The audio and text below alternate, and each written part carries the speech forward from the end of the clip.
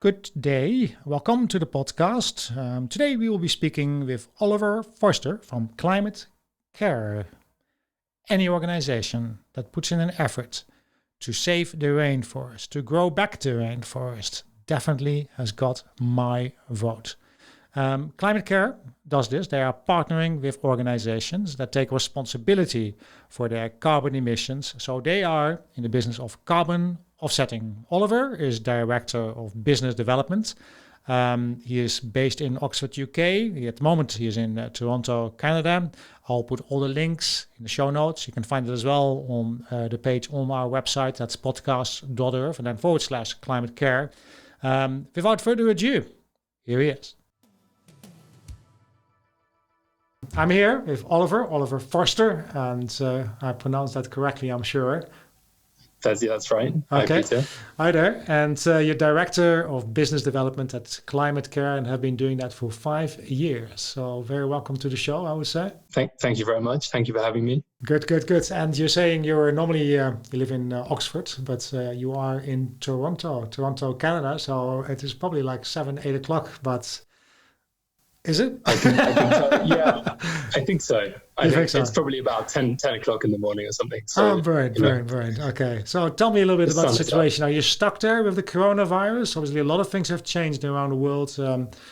I just read an article about Starbucks using reusable cups again. That's obviously really bad news. Good news is that you can finally see the sky, and maybe in Canada, maybe not in Toronto, but other parts of Canada, you can actually see the mountains from far, far away, huh? So good and bad, I would say. Yeah, definitely. And I mean, certainly from ClimateCare's perspective, we've been quite fortunate. Mm-hmm. I think coronavirus has hit different businesses in a lot of different ways, but certainly from ClimateCare's perspective, we work with lots of different sectors, and you see the different impacts for different sectors across our work. And so obviously aviation has been hit badly by coronavirus. Mm-hmm. But then, we see that slack almost has been more than picked up by other sectors where we're seeing lots of new commitments on climate change. So Apple, Microsoft, these really big companies are making really significant commitments right now, which is really encouraging. So in many ways, it's actually, whilst it is a hard time, I think it's quite an exciting time in the climate space as well. So we're very lucky about that. Yeah, obviously Apple and Microsoft are big companies, massive companies. They are still making a lot of money. I just saw the results from Apple. They came out not too long ago, and they actually doing better than ever. But smaller companies, especially travel companies, obviously they have been hit really, really, really hard. ClimateCare, you doing well, or? Yeah, as I was saying, I mean, we're very fortunate in that we're fairly diversified across a lot of sectors. Yeah. And it just does seem to be the case that I think coronavirus in some way, obviously there was a lot of impetus behind climate change action before coronavirus. And I think we've seen that continue. I mean, lots of big companies certainly have made commitments to net zero now by 2030, 2040. Mm-hmm. And I think that, they can't wait. In order to meet those commitments, they need to start taking action now. So what we're saying is lots of companies have set that science-based targets to reduce their emissions in line with the Paris Agreement. Okay. And now they're thinking, what's the first thing we can do? And that's where ClimateCare come in. Very. So as I say, it is, we're really, really fortunate. But it's an exciting time in this space. Yeah, obviously ClimateCare, carbon offsetting. There's different ways you can do that. You can, for one, you can purchase carbon credits from an emission trading scheme. So you basically, one credit is 1 metric ton of CO2, from what I understand. And once that's retired, that credit, then basically you save 1 ton of CO2 from being emitted by the countries or the companies that you that sell those. Alternatively, what I've seen you do a lot is offsetting schemes, clean development mechanisms, such as greener cooking stoves, which is one of the things that you do in Kenya, if I understand. And you also have carbon removal schemes, actively absorbing carbon by planting trees or developing, technologies that can absorb carbon from the air. Which of those are you primarily active in, if I may ask? Yeah, sure. So, I mean, in terms of the voluntary carbon market, as you say, there are these different types of projects, and all of the projects have the commonality between all of the projects is that they're different ways of reducing or removing carbon from the atmosphere. Yeah. But there are broadly three types, I would say. There are types that focus on land use. So these are, for example, rainforest protection projects. They could be tree planting projects. So they're things that are helping to enhance carbon sinks that we have around the world. The second, the type that focus on renewable energy. So you would be familiar with grid-scale wind projects, grid-scale solar projects. So they are obviously a great way of reducing carbon emissions as the kind of second bucket of projects that we work with. And the third bucket, reduce emissions at a household level. Okay. So that could be, you already mentioned clean cooking projects, which is something that are very close to ClimateCare's heart and we're well known for. So they work by working with households in the developing world to reduce emissions there. And they also have all of these fantastic sustainable development outcomes as well in terms of alleviating poverty, improving people's socioeconomic status. Yeah.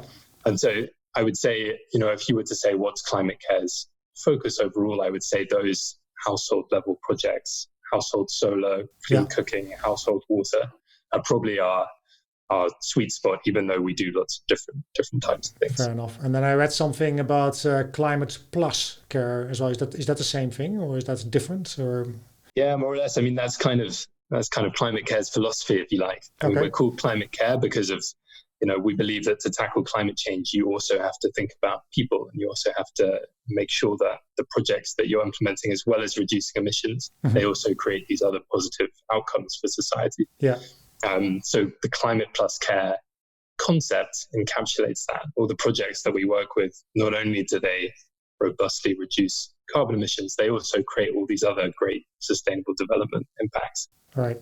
And that's Climate Plus Care. That's Climate Plus Care. Okay. And you are business development. And what do you do? What does that mean? What did you do? Do you go out to the countries and see how the projects are going? Or are you setting up new projects? Or how do we see it?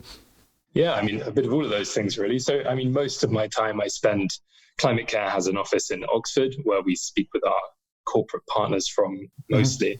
And then we have a project-centric office in Nairobi, which does lots of our project work. Okay. So I spend my day-to-day is in Oxford. So I'll speak to a whole range of companies about new ways that they can reduce carbon emissions, essentially, and new programs that we can develop with them to do that. And some of that might involve concepts for new projects. For example, it might involve putting together a portfolio of existing projects for them. But the commonality between them is always working with companies to, think about ways that they can reduce carbon emissions and take responsibility for the emissions that they're creating. And that's really what it's all about, isn't it? For companies to take responsibility. Exactly. I mean, if you were to know one thing about ClimateCare, the central thrust of our mission is to reduce carbon emissions, as well as improving lives. So all of the work that we do ultimately leads towards that goal. And the way that we measure our business is fundamentally pinned to those goals. So we're a profit for purpose business. So of course we measure our profit, but we also measure the amount of tons of carbon emissions that we reduce, as well as how many lives improved that we're making through our projects. So those three goals are all central to our business. Right. And I saw something online about the history. 22 years already, but no one really did anything. So you must have done something. Maybe you were there 5 years. So I'm not sure if you know what the company did before that. But what was more than a decade ago, people didn't really care about carbon offsetting or anything like that. So what did the company do at that point?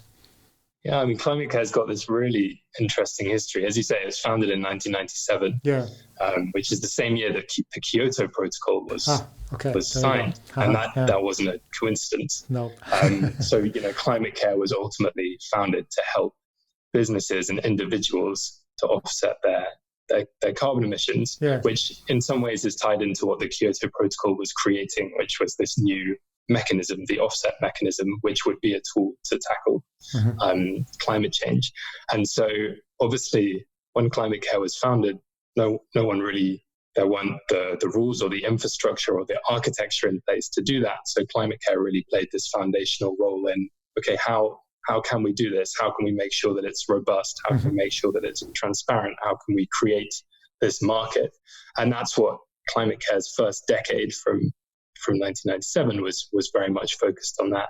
And in that time there were lots of milestones. So there was ClimateCare was one of the first companies ever to use carbon finance to help reforest a rainforest. Okay. That was a project in Kabali, and at the time there was the project area was kind of overrun by elephant grass, which was preventing any new trees from coming. And there were previously chimpanzees in the area, but they had moved out because the forest had been degraded. But through ClimateCare's efforts, chimpanzees have now come back to the project area. So that things like that make you very excited to work at ClimateCare, obviously, and that that I think encapsulates what we're trying to do. And then the other thing we've already talked about, clean cooking projects. These people all around the world, about 1 billion people use biomass every day, coal or wood, in order to do their cooking. And that is a big, it's really bad for people's health. It's like smoking 2 packs of cigarettes every single day. So this is, it's a terrible impact for people. But it's also, it's a climate challenge as well, because obviously it creates carbon emissions. And so with a view to, through projects, you can help reduce that source of carbon emissions, as well as improving people's health and their livelihood. So ClimateCare in 2007, 2008 wrote a carbon methodology which could underpin all of these clean cooking projects and could help them access the benefits of carbon finance, carbon offsetting. And that methodology was ultimately accepted by the gold standard and now underpins all of these different projects around the world. So that, that's a great way in which ClimateCare are doing innovative things, which ultimately scales a climate solution. It means that clean cooking projects could grow and now reduce many millions of tons of emissions around the world. Brilliant. And is that aimed at the households or is it aimed at industry? So I mean, the methodology underpins all of the projects. So this could be, for example, a project in Ghana, which is very close to my heart. It's a clean cooking project called Japa, which means good fire in the Akan language in Ghana. You've been there, then, yeah? I've been there, yeah. It's a great project. Okay. And so that's the project, and it's every day it's creating a market for clean cookstoves in Ghana. And when those cookstoves are in use, they also save emissions because they're more efficient. The emissions reductions that are created, you can get carbon credits for those emission reductions, and those are all rigorously monitored and measured. And it's those that ClimateCare are finding buyers for, which helps to fund the project and ultimately drives finance into that project, which allows it to scale up and reduce emissions even further. So that's the kind of principle behind the. How do the households see the benefit of this, if I may ask? Is it cheaper for them? Do they get? Yeah, that's the main. Yeah, for clean cooking projects, often it's much cheaper because the cookstoves are much more efficient. Okay. So some of the projects, for example, there's a project called Burn in Kenya that we work with. It's a great project, and that cookstove is about 50% more efficient than the alternative. And that can save almost $1 equivalent a day in saved fuel costs. Right. And so that in Kenya, that's an enormous. That's a lot of money. Yeah, that's a lot of money. Yeah. It's a whole lot of money. Exactly. Yeah. So often the challenge with these kind of projects is that to buy the cookstove up front, it's more expensive than the alternative. Yeah. So sometimes we run a few projects with microloans to help fund that upfront expense of the cookstove. Yeah. But they have to pay it back though, or? Yeah, and then families will pay it back over time based on the fuel savings that they're making. Yeah. And then after that period, they own the stove, and also there are these really big savings on fuel that they make every day. I mean, you have to cook every day, so those savings come every day. And where in Kenya is that? Is that the main city? Is Nairobi, or is that the Maasai, or where is it exactly? It's that project's mostly focused on urban areas. Okay. Because it's an efficient charcoal stove. Yeah. So in Kenya, in urban areas, people use charcoal to cook. Okay. In the rural areas, they tend to use wood to cook. Right. But that particular stove is focused on urban environments. Okay, so Nairobi, Mombasa, those are the places we are thinking about here. Yeah. Okay. Exactly. All right. Yeah. And then, I see something about, obviously I did a project for the Sustainable Development Goals, UN, and I see that you adhere quite a lot to that. You're working to develop bespoke projects and measure outcomes against the global goals. And I see 8 goals.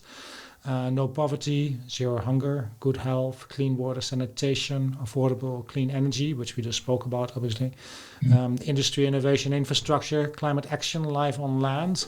So how do you measure that, if I may ask? As I was describing, lots of the projects that we work on have these multiple impacts across different sustainable development goals. Yeah. And so lots of the monitoring work that we do is focused on measuring the carbon emission reductions of the projects, because that's how the offset mechanism works. You only get given a credit once you've successfully demonstrated that you've reduced your carbon emission. And that process is very formally set out. And it's very strongly audited to ensure the rigor behind. Especially there's standards for that, is that correct? Exactly. And so as part of that monitoring, we can also monitor for other impacts. So I talked about lives improved is another way that we monitor our business success. And it's through the carbon monitoring that we do for the projects. We can also assess how many people we've reached through the projects as well. So we can monitor that lives improved metric. And then, as we were saying, the projects also creates benefits for women, for example. So the Burn factory is one of the first Cookstoves produced almost entirely in Africa, rather than being manufactured in China and imported into Africa. Which is great because it's building local capacity and local skills. But not only that, also 50% of the workforce in the factories are women as well, which is very uncommon in Kenya, where the manufacturing sector is really it's a kind of male-dominated sector. So that's another way that the projects have, they have a positive impact in terms of furthering the sustainable development goals and the different goals under that. Brilliant. And obviously, Kenya, you also have a few other countries in Africa as well where you operate. I saw South Sudan. I traveled through Sudan myself, and even though it's a while ago, there's still a lot of conflict going on there. And it was not easy to travel there. It must not be easy to operate there and have part of your business being in South Sudan. How do you deal with that? Do you have representatives there? Do you have an agency there? Does everything come from Kenya? And how do you oversee it? And how do you deal with the government and military forces that are there on land, if I may ask? No, and absolutely. I mean, the projects that we work with are very often in different jurisdictions and difficult jurisdictions. Yeah. So, I mean, for example, just before lockdown, I was in Sierra Leone at a Rainforest Protection project there, and Sierra Leone is in the bottom 10 of the most developed countries on Earth, so it's very low on the Human Development Index. But ultimately, from ClimateCare's perspective, the key to that is, we're very extensive in the due diligence that we do with projects to make sure that they align with ClimateCare's kind of principles and how we do business. So we'll look at, who are the counterparties involved in the project, how well integrated and supported is it at a local level. And so, for example, the Gola project in Sierra Leone does tick all those boxes for us, because the project is a collaboration between the RSPB, who are a much-loved charity in the UK, the Royal Society for the Protection of Birds. So they're, a very big charity in the UK.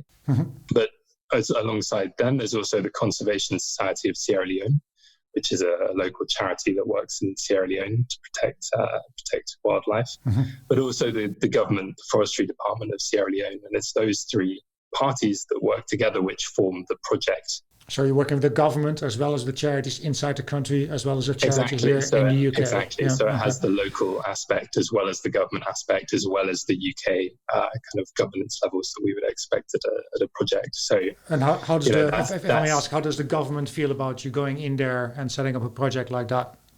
I mean, that's the great thing, is that the project has had the government involvement from the very beginning. And in fact, one of the ways that the project has been influential is that it managed to part of the criteria of setting the carbon project up, setting this project up, was that the government would designate the national park, the rainforest that we're trying to protect, as a national park.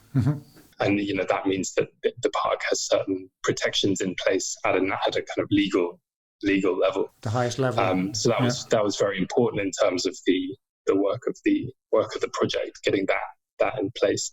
And so the government's been there from the start, from that project. It's very well supported throughout the country, and it's very, very positive. And you've been there yourself, you say, yeah? I have, yeah. I was there literally just as lockdown was coming up. I was there with one of our partners. We were visiting to get some Bulb Energy, a company who have supported the project for a number of years. Also a difficult country, hey? Not an easy country to go to. A lot of conflicts, obviously, but as you say yourself already, bottom of the country is really where that's concerned. Do you feel safe going there? Yeah, no, I mean, certainly from a safety perspective, we would never go with our partners anywhere where there was any kind of Foreign Office advice not to travel to that country, for example. Sierra Leone is remarkably peaceful now, and you're well able to travel there. But I mean, part of the way that the project has worked is that it was very decimated by civil war. Sierra Leone, I think the civil war ended in 2003, and what that meant was that lots of the male population died, and lots of the cocoa farming capacity was lost, such that even though Sierra Leone is in a great latitude for growing cocoa, the yields of cocoa around the forest compared to Ghana, compared to Côte d'Ivoire, which are next door on the west coast of Africa, were massively lower, a couple of order of magnitudes lower than they could have been. And so that lots of the way that the project has worked with local communities is to reintroduce that cocoa knowledge and to help farmers improve their livelihoods by learning about cocoa growing. And you can now actually get chocolate bars from the rainforest edge, which is really cool. So you can eat chocolate and protect the rainforest, which is a good so it benefits the community directly, is what you're saying, by being there. Exactly. I mean, that's the whole way that the project works. So, I mean, to give a brief description of the project, it's an area of rainforest that they call the Green Diamond in Sierra Leone, and it is, as you can probably imagine, it's full of amazing biodiversity. It's the last stable population of Western chimpanzees, which are an endangered chimpanzee, live in the rainforest. There are also 325 species of birds that live in the forest, including if you were into birds, you'll have seen swifts in London over summer. And see, I love watching the swifts. And in winter, they migrate south, and they actually migrate to Gola. So you can see swifts in winter in Gola that you might see in London in the summer. How big is the area, if I may ask? It's 140,000 hectares all in, which is about the size of Greater London, very roughly. That's quite a massive. So it's a substantial area of forest. But the way the project is set up is that you have the core area of virgin rainforest, and then the project works to protect that by working with the communities who live around the forest, because they're really the key to protecting it. Previously, as I say, they're very, very poor communities, and they would go into the forest in order to sustain themselves, to hunt or to log or to do slash and burn agriculture. Slash and burn, you mean they're cutting down the rainforest to make agriculture, just to grow their food? Is that what you're saying, or? That was the previous situation. That was the situation that the forest faced and why it was being deforested. So in order to protect the forest, you've got to come up with an alternative to that. You can't just say you can't do that. You have to come up with an alternative, and the alternative is to work very closely with these communities to enable them to increase their cocoa growing capacity, as well as a host of other measures, which ultimately improves livelihoods and means that they don't have to encroach on the forest anymore. Can that be replicated elsewhere? Yeah, it can, and that there are different projects have different setups to meet their own individual needs. But often a kind of common theme of rainforest protection projects is that they'll work with local communities, because often they hold the key to protecting the forest. Right, because obviously in Brazil, rainforest is being burned down like daily, just to make farmland, to to have the cows give more and more grazing. It's not nice actually. So what could they do there? Any No, I agree. I mean, as I was saying, the key to all of these projects is that they must have top to bottom stakeholder support from government and from local communities. And so you can't, if you take the government support away, which for what has happened in Brazil, you're not going to have a sustainable approach. But certainly there are some projects in Brazil, and they'll work in different ways with local communities. It's not always cocoa, for example. Sometimes sustainable agriculture will focus on a different crop. But often that principle of local engagement is important to how they work. Right. What if in Sierra Leone, for example, the government would change and you get a different government? Would they still support your project? All right. Yeah, I think that's certainly the case because of the level of support that there is, and it's so well integrated that I don't think it's contingent on any particular government. It's been there since 2011, right. And it does have multi-stakeholder support across different organizations in Sierra Leone, including the government. So it's fairly resilient to shocks like that.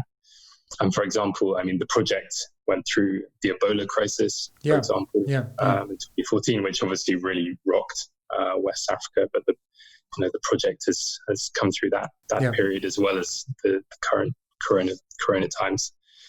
I suppose, the other thing which you might find interesting, Peter, is that the way the project works is that the project is only issued with carbon credits once it has delivered the results. So that's slightly different from other development projects where they get paid up front and then they try and do the thing that they've set out to achieve. Yeah. But with carbon projects, you have to demonstrate that you've delivered your results, your outcome, that you've successfully reduced deforestation before you get your carbon credit. So it's a risk. Yeah, so exactly. So setting up and running a project is a risk. Yeah. But it's an important part of it, because in order to make a valid carbon neutral claim, you have to know that emission reduction has already been delivered.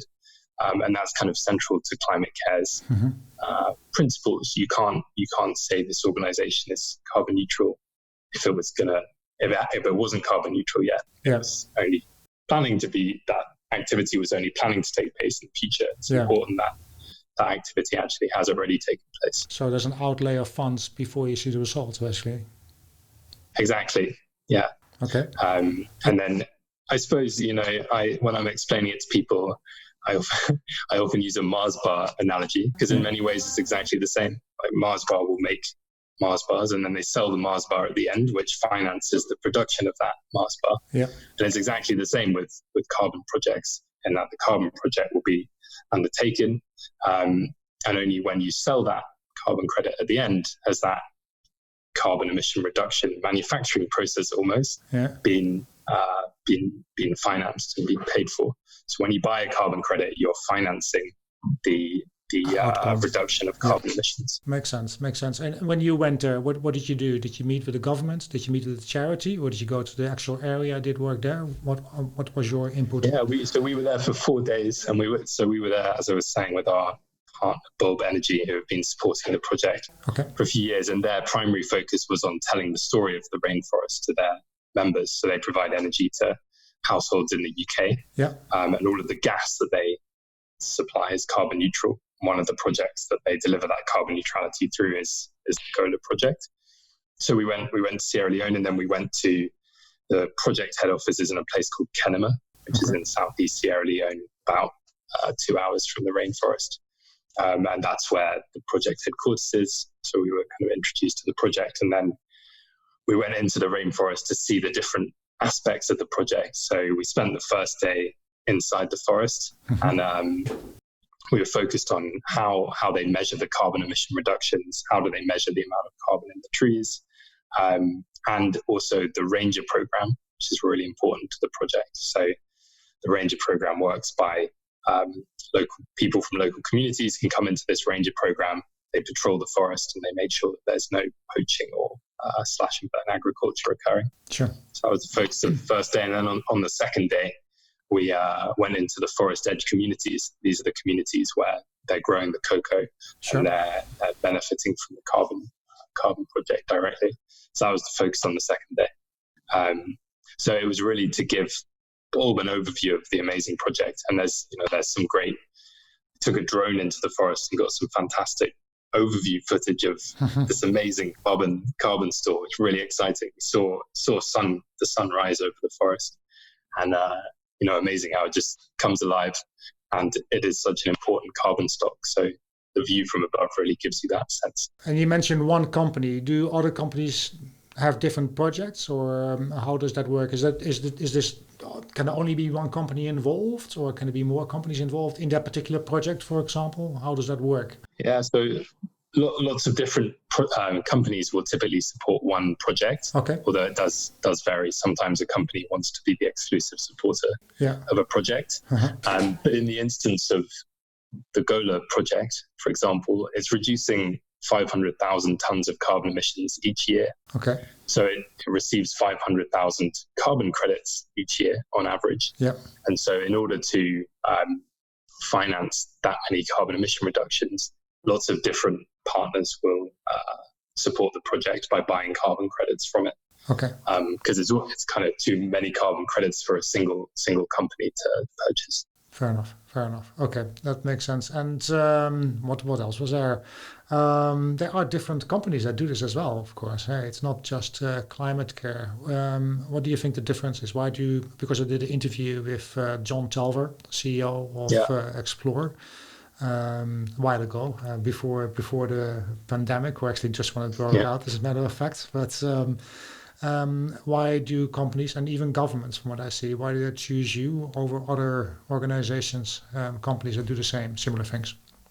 Yeah, and I heard a little bit of John's interview, and it was interesting to hear him talking about why still working with ClimateCare. But I do what came through in John's answer, and what I would also say is that companies, it's very important that they can trust the company that they're working with, and that the company has a track record of delivering. I think, above all, that's what ClimateCare offers. We have a very strong reputation in the voluntary carbon market, such that our name is synonymous with high quality. And I think that ultimately is what's really important to companies.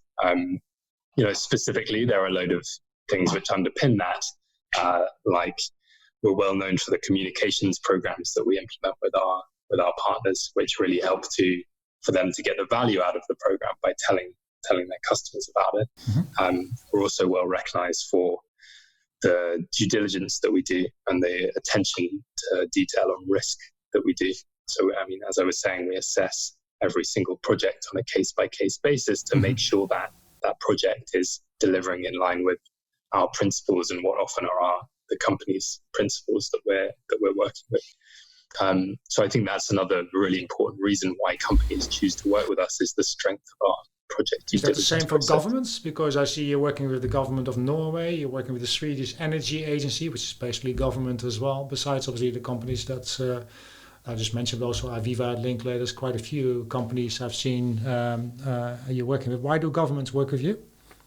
Look, there's lots of similar reasons, really. The main reason, governments are often very focused on compliance and on that due diligence process that I just described, for example. Governments are very stringent in terms of the type of thing that they are looking for, and it must tick their boxes regarding that due diligence requirement. So that's where we're very well established, and we're one of the few operators who work in both the voluntary carbon market but also compliance carbon markets. And I think that's why governments will work with us, is because of the strength of our reputation and due diligence. Makes sense. Okay, there's a few articles. Let's get to that as well. Obviously, we have first of all, we have the pros and cons of carbon offsetting. And there's an article here from The Telegraph, which is obviously a certain direction of the news as well, a bit right-wing newspaper, I would say. Yeah. But they say our carbon offsetting schemes are not so green. And other article from The Guardian, which is normally a bit more to the left, mentioned that carbon emissions offsetting has proved a minefield, and a lot of problems they talk about with tree planting. Obviously, take a long time before you actually see the results with planting trees. What you're trying to do, for example, in Sierra Leone is different. You're preventing rainforests from being destructed, which is fantastic. But I did an interview as well with a lady from Flight 3 UK. It was a very interesting interview as well. What she mentioned is that there's a problem with carbon offsetting, that there's no behavioral change, really. I mean, companies, airlines, they can just think they can buy a few carbon credits, and it's like a get out of jail free card. What do you think? Can I ask you for your opinion on that? No, yeah, of course you can. Okay, cool. So yeah, I mean, that the kind of get out of jail free card criticism is often levied at carbon offsetting, but I really personally don't think that it stands up to scrutiny. Okay. But you know, almost all of the partners that we work with, and what we would always encourage our partners to do is to offset as part of a broader climate strategy. So in fact, offsetting only really makes sense if you're also trying to reduce your carbon emissions as well. Yeah. And I would say the great bulk of companies have a multi-part strategy, of which offsetting is only one tool. And there's also a very strong focus on creating direct emissions. And I think that's the idea that companies that offset are also better at reducing their direct emissions is also borne out by research. Mm-hmm. So there was a piece of research which looked at companies that offset versus companies that didn't, and it found that the companies that did offset were also better at reducing their direct emissions as mm-hmm. well. If you're carbon offsetting, you're more likely to be engaged on the climate topic.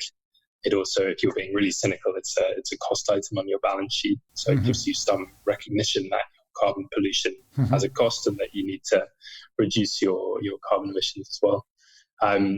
So yeah, as far as the pros and cons of offsetting go, mm-hmm. I don't think it stands up to scrutiny, the idea that it's a get out of jail free card. Sure. No, that it makes sense to me. That said, I was on Twitter in one of the they have lots of talk shows there. Basically, people just chat about certain things, and obviously I'm there for the travel chat shows. And they were saying that especially airlines, they would talk about airline. What they're saying, well, yeah, they're buying credits, but it's just greenwashing. Basically, they don't do anything else. But I know that there's a lot of technology being developed in the airline industry as well. So it makes sense that it's just one part of their strategy. That's basically what you're saying, right? Yeah. Definitely. Yeah. And I think, as I say, I do think that is really common. If you look at the Science-Based Target Initiative, which I don't know if your listeners are familiar with, but this is a new initiative which encourages corporate organizations to set carbon reduction targets in line with what's required by science. So they'll essentially set out a carbon reduction pathway, which is in line with a 1.5 degree Paris target. Mm-hmm. And the Science-Based Target Initiative has grown since its foundation in 2015 to having almost 1,000 organizations that have now signed up to have a science-based target. And it's that's a carbon reduction pathway. So that might be one part of your climate strategy. Gotcha. And the other part might be everything in the meantime. You can't get to zero instantly. It's going to take time. Mm-hmm. In the meantime, you should compensate for your pollution by reducing emissions elsewhere in the world. So that in terms of best practice, corporate climate strategies, they often have those two threads. One, science-based target to reduce in line with science and with the requirements of Paris. Mm-hmm. And the second part, for the pollution you do create in the meantime, you've got to do everything that you can right now to reduce that elsewhere in the world. Okay. And is there a difference between generations? Because there's another article, I think it was from The Guardian as well. They say that younger people are more apt to do something about it than older generations. Have you seen anything like that? Yeah, I mean, not that I have any kind of particular research on, but I would say it does. For example, again, to cite Bulb Energy, who are one of our partners, they're very focused on a millennial type audience. And they have been very ambitious in terms of their carbon offset programs. They're one of the largest carbon offsetters in the UK. And you can see through their social media and through the way that they speak to their audience that they're very focused on young people. So I do, from a kind of anecdotal standpoint, I would say that it does seem that young people are demanding change on climate change. And you see that with the kind of Greta Thunberg effect as well. She's very young herself, and I think that the idea of people who are going to live in the climate impacted world calling for changes, that's certainly coming through. Fair enough. Okay, article 25th of June from the ccccc.org.uk talking about COVID-19 and climate change. We talked about it a little bit already, but obviously once the pandemic slows down, it might take a while still, as far as I know, or at least my perception of that. They said they should really do something, and this can be an historic turning point in tackling the global climate crisis. There's one point they put point number 2 on that article: tree planting, peatland restoration, green infrastructure, investing in nature. Exactly what you're doing, right? Exactly. Yeah. So I mean, ClimateCare recently subscribed to the Together with Nature principles, which are a set of principles that lots of organizations have signed up to. Okay. And they are a commitment essentially to support nature-based solutions to climate care, and to do so in a way which is socially and ecologically responsible. Yeah, I mean, there are worldwide organizations who have subscribed to these. It's very simple, 4 principles, but it's created a lot of momentum. Right. So that's something that we've subscribed to recently, and it is, in terms of the way that the voluntary carbon market is moving, I think that it's the nature-based solutions that are really coming to the fore. And there are lots of solutions that you might not expect. So, for example, peatland in the UK is an area that we're doing a lot of work on at the moment. Yeah. Peatland is 3% of soils worldwide, but it has 30% of all of the carbon stored in soils are in peatland. Yeah. So this is a really important carbon sink that we have. Yeah. However, in the UK, lots of the peatland has been degraded by land use change, by people draining the peatland so that it can be more productive. But that damages its ability to store carbon. So it's actually made it into a carbon source. So in the UK, 20 million tons a year of carbon emissions are created just from degrading peatland. Right. So by working to restore peatland to its natural state, you can actually reduce those carbon emissions quite extensively. And so lots of the projects in the UK that we're focusing on are taking that approach by re-wetting the peatland and reducing carbon. Yeah, the article actually says the UK is particularly badly prepared. Serious impacts of climate change, flooding, overheating, water shortages is what I mentioned there, and that's just a few. But obviously that's changing, I take it on here. Well, we've got a long way to go, as do most countries. But as you say, I mean, the UK has pretty low tree cover for European countries. So we've got work to do to change that and plant new trees. Yeah. But then the peat resource that UK has is quite unique. There's an area of Scotland called the Flow Country, northern Scotland, which is this massive area of peatland.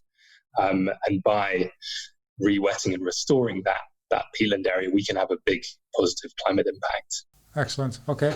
And other article here from BBC, as a matter of fact, says that the change should be driven by the leaders that are willing to take decisive steps. And obviously they mention leaders not only of the government of the country, but also of cities. Is it up to the leaders? What do you think? Yeah, I think it is. I mean, I think it's up to everyone. I mean, we can't just pin the responsibility on one area. But I do, I heard John on your previous podcast talking about a carbon tax, and that's something that I would support as well. Yeah. I think creating a level playing field on climate change is really important, and I think that having the price of carbon reflected in the goods that we purchase is important, and for the carbon price to be consistent and meaningful enough to create societal change is going to be critical overall. That has to come from the government. I don't think people will say, give me more tax. They're not going No, it's rarely a vote for tax. But But no, I think, you do see some jurisdictions which have implemented successful carbon taxes. They can be revenue neutral in that you can cut taxes in other areas. And I do think that in terms of climate action, that is, the government stepping up to that challenge will be important. Makes sense to me. So where can people find you besides climatecare.org? Yeah, that's a good place, and we're always open to discussion through LinkedIn or through our social media. Social media. Which social media platforms do you use? We're on Twitter, so Twitter? you can find ClimateCare on Twitter. All right. And me, I'm personally on LinkedIn, Oliver Forster, ClimateCare. So you can find me there, and look forward to chatting to any of your listeners. Good. Anything in the pipeline? Is there anything that you'd like to mention that you're working on right now? Where are you going next besides Sierra Leone? Well, good question. I mean, obviously with COVID, we're, Stuck. can't visit projects in the way that we were previously. So maybe some more UK based project visits. Yeah. But no, in terms of India, I mean, that's something that I'm really personally excited about, is the work that ClimateCare are doing in the UK, focused on reforesting and planting new woodland, as well as protecting peatland. Yeah. And there are even, very nascent stage efforts to protect some of our coastal ecosystems, which are also really important carbon resources. So it's a case of, watch this space in the UK, because I think it's exciting times. Excellent. Thank you so much for being on the podcast. Much appreciated. Great. Thanks, Peter. Great to speak.